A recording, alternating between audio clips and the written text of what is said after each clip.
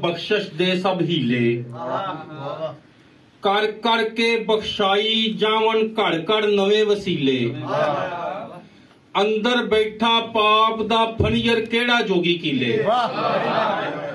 जुर्मां दे दरवाजे खुले धर्मां दे दरबार, बुलिया लोकी लुटी जावन पढ़ पढ़ अस्तर।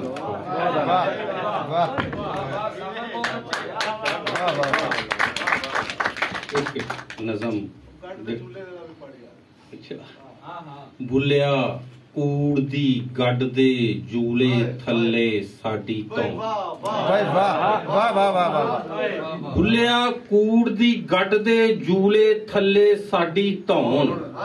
सच नपीचा शर्मा धर्मा ते अनावा थले।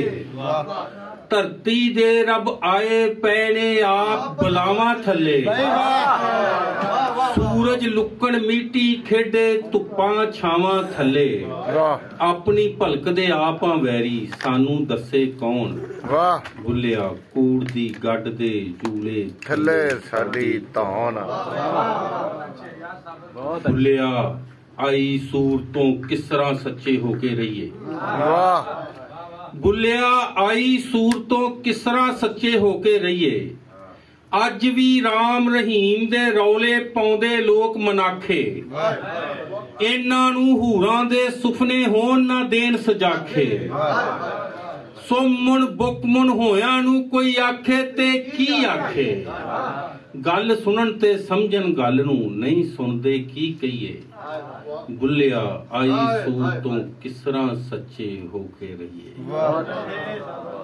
ते बुलिया अज भी पाप पढ़िया ने साडी अकल गवाई। बुलिया अज भी पाप पढ़िया ने साडी अकल गवाई। मनदे नहीं दलीलां अकलों बाहर ये गल्लां करदे। सप ना वेखण लीआं कुट्टण ए रीतां दे बरदे।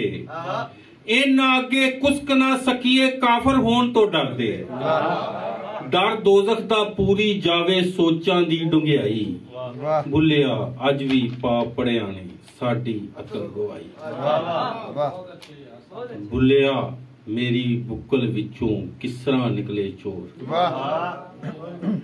बुलिया मेरी बुक्कल विचों किस तरह निकले चोर।